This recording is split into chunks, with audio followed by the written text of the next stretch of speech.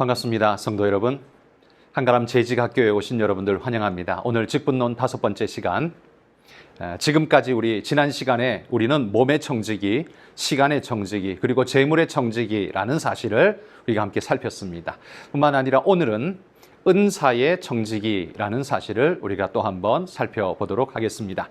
자, 은사는 하나님께서 그리스도인에게 주신 영적인 선물입니다. 그 직원은 은사의 청지기로서 그리스도의 몸된 교회를 위해서 하나님께서 주신 은사를 아름답게 활용함으로써 교회가 건강하게 설 수 있도록 자신이 하나님의 맡기신 역할을 잘 감당할 수 있도록 섬겨가는 그 방편으로 주신 것이 은사입니다. 그래서 베드로에 의하면 이 봉사하는 이 일은 영적 은사를 실행하는 것이라고 소개해 줍니다. 베드로전서 4장 10절에 이렇게 말합니다. 각각 은사를 받은 대로 하나님의 여러 가지 은혜를 맡은 선한 청지기 같이 서로 봉사하라. 이렇게 베드로는 우리에게 권면합니다. 하나님의 교회를 위해 우리에게 은사를 주셨다는 사실.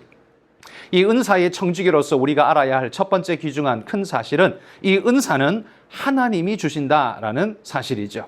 이 영적 은사는 하나님께서 원하시는 대로 그 은혜를 인하여 믿는 자에게 베풀어 주시는 하나님의 선물입니다. 은사는 우리가 하나님께서 성경 뒤에 보면 5달란트, 2달란트, 1달란트 하나님이 맡긴 내용이 나오지요. 그래서 이 은사란 탤런트라고 우리가 말하죠. 하나님이 맡기신 달란트, 이게 재능이라는 겁니다. 그 얘기는 5달란트, 2달란트, 1달란트의 재능이 있지만 그 주인은 누구냐 하면 하나님께서 그들에게 맡기신 것이다 라는 사실이죠.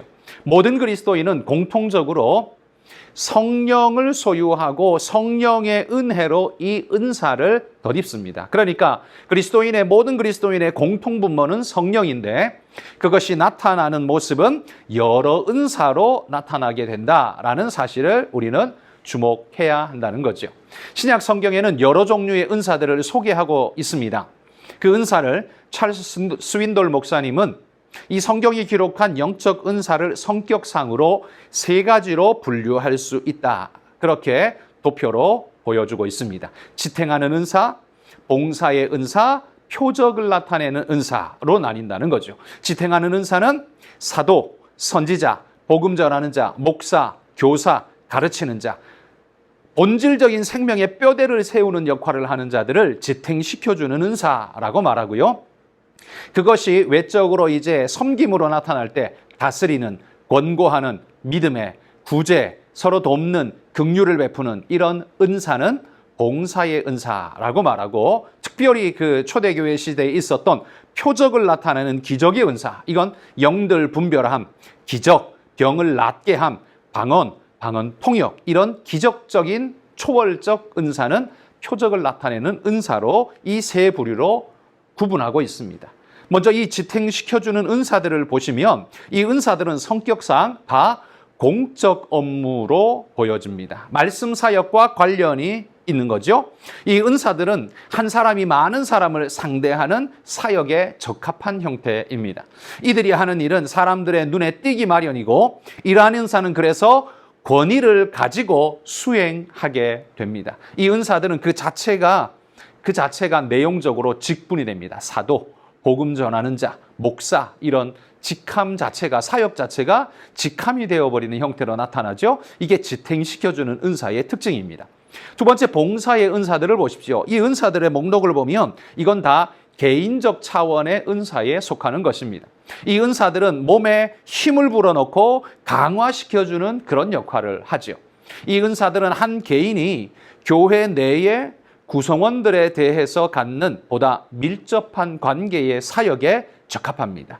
성도들 간에, 교회의 어떤 구성원들 간에 격려하고 위로하며 세워주고 하는 이러한 밀접 접촉의 아름다운 견고하게 세우는, 몸을 세우는 역사, 그 은사가 바로 봉사의 은사라는 거죠. 3번째 나오는 표적의 은사들을 보십시오. 이건 자연 영역을 넘어선 초자연적인 성격의 은사들입니다. 초기에 교회가 미숙하고 아직 어린 신자들, 신앙의 태동기이기 때문에요. 하나님은 그들에게 특별한 은사를 부여하심으로 말씀 전하는 자와 그 전하는 메시지에 하나님의 권위를 실어주시고 그것이 능력이 되도록 하나님께서 만드셨습니다. 표적을 나타내는 은사는 초대교회의 특수한 상황에 비추어서 이해하는 것이 마땅합니다. 이건 보편적이거나 일반적이라고 말할 수는 없다는 말이죠. 이건 하나님께서 교회를 처음 태동시키실 때 특별한 은혜로 부어주신 하나님의 특별 은사다. 그래서 우리가 이걸 모든 사람이 대부분 받을 수 있는 보편 은사로 볼 수는 없습니다. 하나님이 특별한 때에 특별하게 주신 특별 은사라는 거죠. 자, 그러면 이러한 세 부류로 구분 지을 수 있는 이 모든 은사들을 주신 목적이 뭘까요? 이 영적 은사들은요, 바로 하나님의 영광과 몸된 교회의 성장과 다른 지체들의 유익을 위해서 하나님이 우리에게 은사를 주셨습니다. 고린도전서 12장 7절에는 이렇게 말씀합니다. 각 사람에게 성령을 나타내심은 유익하게 하려 하심이라. 이렇게 말합니다. 하나님이 각 사람에게 성령의 은사를 나타내신 것은 유익하게, 각 사람을 유익하게 하기 위해서 우리에게 은혜로 주셨다는 거죠. 은사는 자기 개인의 영광을 위해서 쓰라고 준 게 아니라 하나님의 영광을 위해서 또 개인이 아닌 공동체의 유익을 위해서 하나님 우리에게 은사를 주셨다는 사실입니다. 그래서 은사의 목적이 뭐냐라고 할 때 첫 번째는요, 하나님의 영광을 위해서입니다. 우리가 가진 은사로 그리스도가 존귀케 되고 하나님께 영광이 돌아가도록 우리는 그 봉사의 일을 해야 합니다. 봉사는 내 자랑을 만드는, 내 프로필을 만드는 게 아니고 하나님의 영광을 위해서 목적한다라는 거죠. 이 목적이 분명할 때 우리의 봉사는 아주 순결할 수 있고요, 이타적이며 아주 깨끗한 봉사를 할 수 있습니다. 그래서 신앙 안에서의 봉사야말로 진짜 봉사다라고 말할 수 있는 겁니다. 표적을 나타내는 그 은사도 결국 자신의 어떤 반짝 쇼를 하는 게 아니죠. 하나님의 권위를 세우고 하나님의 영광을 드러내는 필요에 의해서 주어진 것이기 때문에 우리는 바로 이 하나님의 놀라운 은혜, 은사들을 하나님의 영광을 위해서 사용해야 합니다. 두 번째는요, 교회의 성장을 위해서 우리의 은사는 사용되어져야 합니다. 영적 은사는 그리스도의 몸된 교회의 질적이고도 영적인 성장을 위해서 절대적으로 필요한 것입니다. 은사에 의해서 전체 몸이 세워지고 그 결과로 교회가 성장해 나갈 수 있기 때문에 그렇습니다. 그래서 교회의 성장을 위해 내 은사는 잘 쓰여지고 있는가? 아니면 내가 뭔가를 직함을 따내고 내가 사람들에게 뭔가의 어떤 영향력을 더 얻기 위해서 내 것이 사용되고 있는가를 돌아봐야 합니다. 우리의 영적 은사는 교회의 성장을 위해서 쓰여야 한다라는 사실을 주목하기 바랍니다. 세 번째는요, 하나님의 영광과 교회의 성장만이 아니라 다른 지체들의 성숙을 위해서 우리는 우리의 은사를 사용해야 합니다. 초대교회에서 사도들, 예언자들, 복음 전하는 자들, 목사와 교사들, 이 모든 지체들은요, 다른 지체들을 무장시켜주고 세워주기 위해서 자신의 은사를 사용한 존재들입니다. 이 지탱시켜주는 은사들은 성도들을 훈련시키고 준비시키기 위해서 적합하게 필요로 되어지는 하나님의 말씀이었다는 거죠. 은사였다는 겁니다. 영적 은사들은 신자 개개인을 굳세게 하여서 주님 안에서 그들이 성장하고 성숙할 수 있도록, 내게 주신 은사를 통해서 그들이 성장하고 성숙할 수 있도록, 또 그들에게 주신 은사를 통해 내가 도전받고 성장할 수 있도록 하나님이 우리 서로를 위해서 주신 하나님의 은사다라는 사실을 여러분 우리가 기억해야 합니다. 은사의 목적 세 가지라고 말했습니다. 첫 번째, 은사의 목적은 반드시 하나님의 영광을 위해 하고요. 두 번째는 교회의 성장과 성숙을 나타내야 하고요. 세 번째는 다른 지체들이 성장하고 성숙할 수 있도록 돕는 역할로 우리의 은사는 사용되어져야 한다라는 사실입니다. 이게 은사의 목적이죠. 자, 그렇다면 세 번째, 이 은사는 어떻게 활용될 수 있을까요? 바울은 은사를 활용하는 올바른 태도를 디모데에게 권고하면서 우리에게 말씀하고 있습니다. 먼저 첫 번째, 자신이 하나님으로부터 은사를 받았다는 사실을 확실하게 인식해야 합니다. 그래야 이게 내 거라고, 내 능력이라고 착각하지 않게 되고 하나님이 주신 선물, 그러니까 나는 청직이라는 사실을 자각하게 된다는 겁니다. 바울은 디모데에게 이렇게 말했습니다. 디모데전서 4장 14절에 보면 네 속에 있는 은사를 가볍게 여기지 말며, 이렇게 말합니다. 네 속에 있는 은사를 가볍게 여기지 말라. 왜 가볍게 여기지 말아야 합니까? 하나님이 주신 거기 때문에. 나 안에서 자생적으로 나온 게 아니라 하나님이 내게 특별 목적으로 주신 것이기 때문에 겸손하게 행해야 하는 겁니다. 또한 디모데후서 1장 6절에 보면 바울이 이렇게 디모데에게 권면합니다. 네 속에 있는 하나님의 은사를 다시 부릴 듯하게 하기 위하여 너로 생각하게 하노니 라고 말합니다. 네 속에 있는 하나님의 은사, 그게 다시 부릴 듯 일어나기를 원한다는 거죠. 하나님께서 그에게 주신 은사라는 사실을 디모데에게 계속 강조하고 있습니다. 그래서 바울은 한마디로 디모데에게 이렇게 말하는 겁니다. 디모데야, 일을 해라. 너는 은사를 갖고 있지 않느냐? 하나님께서 너에게 주신 그 은사를 가지고 그것을 사용해라. 이렇게 권면하고 있다는 겁니다. 그러므로 여러분, 먼저 하나님께로부터 받은 은사라는 사실을 잊지 마십시오. 두 번째는요, 은사도 다양하게, 그 성격이 다양한 형태로 나타난다라는 사실을 인정해야 합니다. 은사의 다양성을 인정해야 한다는 거죠. 성령이 주시는 은사는요, 다양하기 때문에 또한 독특합니다. 각각 제 기능이 다 따로 있다라는 말이죠. 그래서 누구가 누구를 획일적으로 무엇을 가지고 평가할 수 없습니다. 넌 이거 못하지, 나 이거 잘해. 그래서 그걸로 자기를 과장하거나 자랑 삼을 수 없다. 남을 억어하는 용어로 사용하면 안 된다는 겁니다. 그 사람은 하나님이 주신 다른 은사가 있는 겁니다. 저 같은 사람에게는 하나님이 분별하고 정돈하고 이런 조직화하는 어떤 은사를 주신 것 같아요. 근데 그러다 보니 분별하고 정돈하고 칼로 나누고 조직화하고 하다 보니까요, 두루두루 싸매고 돕고 격려하고 위로하는 따뜻한 면, 그런 면은 아무래도 적을 수밖에 없는 것 같습니다. 이런 면으로 보면 강점인데 저런 면으로 보면 이게 내게 굉장히 큰 약점으로 작용한다는 거죠. 여러분, 은사는 모든 것을 다 잘하는 은사는 없습니다. 그래서 하나님이 내게 주신 특별한 그 기능의 은사가 있음을 자각한다면 하나님께 감사하면서 그 은사를 활용하여서 하나님께 영광을 돌리십시오. 그리고 딴 사람보다 내가 잘한다고 어깨 우쭐할 것 없이 은사는 하나님이 다양하게 주셨다는 사실, 그래서 모든 사람들에게 은사는 다양하게 주어진다는 사실을 꼭 기억하시기를 바랍니다. 그리고 받은 은사를 우리는 최대한 활용하여서 봉사해야 합니다. 바울은 디모데에게요, 때로는 불일치가 있고 수고하는 것들을 알아주지 않는다 할지라도 그래도 너는 너의 은사를 멈추지 마라. 네가 그 은사 수행하는 일을 멈추지 마라 라고 그에게 강조했습니다.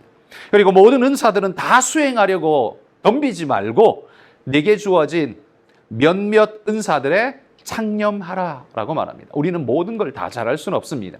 하나님이 내게 주신 특별한 몇 가지의 은사를 발견한다면 여러분 그 은사를 잘 활용하시기 바랍니다. 옛말에 팔방미인은 굶어 죽는다는 말이 있습니다.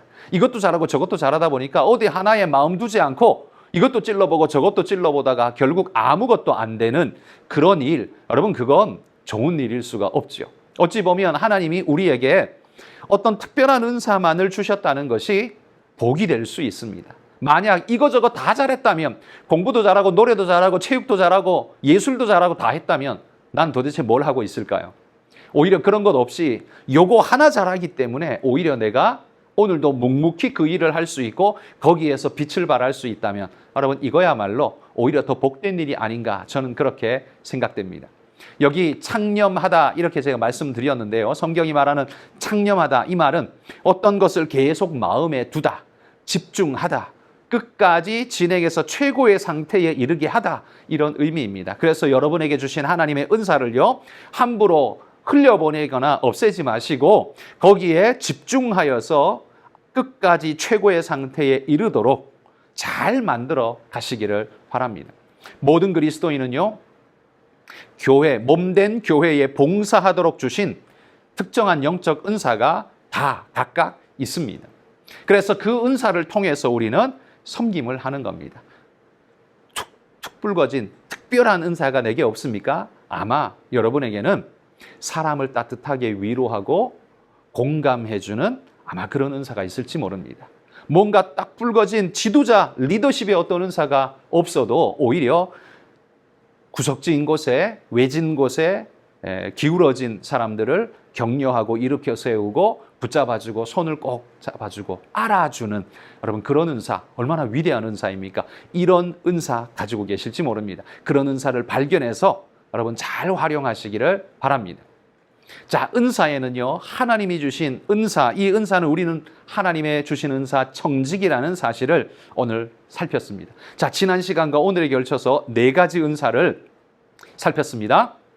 우리는 몸의 청지기이고요. 몸의 청지기이고, 두 번째는 시간의 청지기이고, 재물의 청지기이고, 그리고 은사, 하나님이 주신 은사의 청지기이다. 이 모든 것들은 다 하나님의 영광을 위해서 쓰라고 주신, 우리에게 도구로 주신 것들이다. 우리가 청지기 의식이 분명하다면 이 도구를 잘 활용하여서 열매를 남길 겁니다. 이게 바로 5달란트와 2달란트 받은 자들이, 이 재능을 받은 자들이 했던 일이죠. 잘 사용해서 남겨서 5달란트를 남기고 2달란트를 남겨오지 않았습니까? 여러분에게 하나님이 주신 이런 몸, 시간, 재물, 은사의 달란트들을 하나님을 위해 잘 사용함으로, 청직이 되어 잘 사용함으로 아름답게 하나님의 영광을 남겨가는 분들이 되시기를 소망합니다. 이제 마지막으로 청지기, 이런 모든 청지기의 자세를 한번 살펴보고 마무리하겠습니다. 교회의 직원은요, 하나님의 교회를 맡아서 관리하는 하나님의 청지기입니다.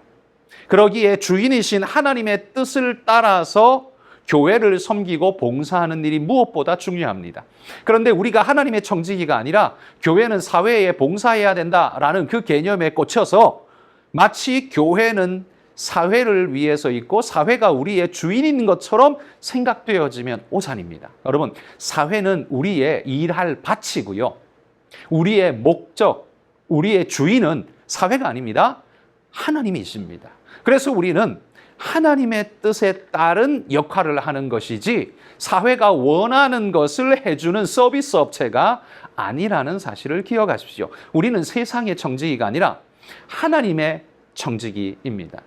그래서 여러분, 우리가 하는 봉사의 일, 이건 하나님 앞에서 하는 것이기 때문에 우리가 어떤 자세로 하느냐, 이거 굉장히 중요한 일입니다. 그래서 우리에게 자세, 청지기의 자세가 중요한 것이죠. 고린도전서 4장 1절과 2절에는 이렇게 말씀합니다. 사람이 마땅히 우리를 그리스도의 일꾼이요 하나님의 비밀을 맡은 자로 여길지어다. 그리고 맡은 자에게 구할 것은 충성이니라. 이렇게 말합니다. 여러분, 하나님께서 우리에게 맡기셨는데 맡김 받은 우리는 어떤 자세여야 하는가? 충성이라고 부르고 있습니다. 자, 그래서 우리가 청지기의 자세로 첫 번째는요, 우리는 청지기이기 때문에, 하나님의 것을 맡은 청지기이기 때문에 작은 일에도 충성해야 합니다. 이것이 첫 번째이죠. 충성된 청지기는요, 맡은 일의 크기 유무에 따라서 가치를 나누지 않습니다. 자기의 가치를 과시하고 싶은 사람은요, 맡은 일의 크기에 따라서 마음이 달라집니다. 왜냐하면 큰 거 이루면 내가 뭔가 된 것 같고, 작은 것 하면 마치 쓸데없는 사람처럼 보여지는 그 느낌. 여러분, 이게 바로 사탄이 우리를 유혹하는 마음이겠죠? 여러분, 우리는 큰 일이든 작은 일이든 이게 하나님이 주신 일이라면 같은 가치로서 여기고 그 일에 우리는 몰두할 수 있어야 합니다. 선한 청지기가 뭡니까? 그건 주인을 향한 충성되고 선한 마음이 일관되어서 그분이 큰 걸 맡기든 작은 걸 맡기든 우리 자세가 바뀌지 않는 것입니다. 일관된 모습으로 주인이 원하고 요구하는 대로 묵묵히 그 일에 우리가 앞장서 나아가는 자, 그게 바로 충성된 종이라는 말이지요. 여러분, 보디발 집에 요셉을 한번 생각해 보십시오. 요셉이 어디 원래부터 종이었습니까? 강제로 팔려왔습니다. 그러나 요셉은요, 보디발의 집에서 정말 최선을 다했습니다. 처음에 종으로 불림받아 갔을 때 무엇부터 시작할까요? 아마 마당 쓸기부터 시작하지 않을까요? 그 볼로 짤 것 없는 그걸 정성스럽게 했을 때 주인의 눈에 그 자세와 태도가 보이는 겁니다. 마당 쓰는 거야 어차피 똑같지만요. 그걸 어떤 자세로 하느냐가 주인의 눈에 딱 띄어요. 저도 우리 부교육자들을 함께 사역을 하다 보니까요. 이렇게 넌지시 지켜보면 일하는 실력이 먼저 보이기보다 일하는 자세가 더 먼저 보입니다. 그게 더 중요하게 보여요. 일을 싹 잘할 수 있는 사람도 좋지만 그 일을 정말 정성스럽게 성실하게 최선을 다해서 하는 사람을 보면 그게 훨씬 더 사랑스럽고 귀해 보인다는 거죠. 하나님 그렇지 않겠습니까? 우리가 하나님 맡기신 큰 일이든 작은 일이든 그 일에 정성스럽게 대할 때 하나님은 반드시 우리에게 사랑스러운 눈빛으로 하나님 우리에게 복을 주실 줄 믿습니다. 두 번째 우리의 자세는 변함없이 끝까지 충성해야 합니다. 충성의 가장 특징은요, 변하지 않는다는 겁니다. 이 가운데 중자의 마음 심자, 충이라는 단어 자체가 이게 마음의 중심에서 이게 요동치지 않고 어긋나지 않는 거예요. 어디로 떠밀려가지 않는 겁니다. 처음부터 끝까지 그 마음 중심에 있는 겁니다. 끝까지 동일하다는 거죠. 변하지 않는 것. 여러분 이게 충성입니다. 처음에 반짝 충성하는 건요, 누구나 할 수 있습니다. 삭군도 처음에 삭슬 받을 때 기뻐서 열심으로 양을 돌보는 모양을 나타낼 수 있습니다. 그러나 시간이 쭉 흘러도 아침에 삭을 받고 점심 저녁 때까지 동일한 마음으로 꾸준히 오늘 삭을 받고 내일 모레까지도 꾸준하게 1년, 2년을 꾸준하게 여러분 이게 진짜 청지기 아니겠습니까? 그래서 우리 하나님의 은사를 맡고 모든 청지기인 우리는 끝까지 변함없이 충성해야 합니다. 처음 반짝 충성하는 건 누구나 합니다. 그래서 사람에 대한 판단은 초기에 하는 게 아닙니다. 한참 후에 하는 겁니다. 끝까지 충성하는가? 이게 중요하다는 말이죠. 세 번째는요, 성경에 죽도록 충성하라고 말씀합니다. 예수님은 서머나 교회에 명하기를 죽도록 충성하라. 그리하면 내가 생명의 면류관을 내게 주리라 약속하셨습니다. 그리고 성경에 나오는 모든 믿음의 사람들은 하나같이 죽도록 충성했습니다. 이 모습을 가장 분명하게 보여준 사람들을 우리는 순교자라고 말하죠. 죽기까지 그 믿음을 지키고 충성을 지킨 사람들, 순교자라고 말합니다. 여러분, 우리는 비록 목숨을 잃지 않았지만 주님 앞에 서 있는 내 모습과 주님 내게 맡기신 그 모든 일들을 대하는 나의 자세가 일관되고 변함이 없고 충성되고 끝까지 죽도록 간다면 여러분 우리는 진짜 하나님이 사랑하시는 충성된 종이 확실히 맞을 겁니다. 여러분 청지기는요 최선을 다해서 자기가 맡은 일에 충성해야 합니다.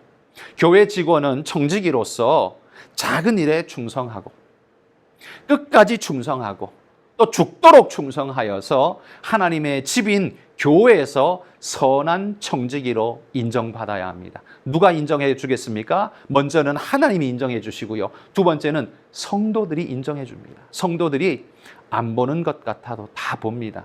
모르는 것 같아도 다 압니다.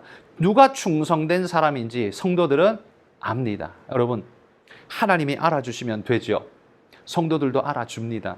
여러분, 우리가 뭘 더 바라겠습니까? 오직 하나님만 바라보며 충성하면 하나님이 인정하시는 사람이 되고 하나님이 복 주시면 또한 많은 사람들에게 인정받는 중요한 청지기가 될 줄 믿습니다. 로마서 12장 11절에 바울이 이렇게 바울 사도께서 우리에게 권면합니다.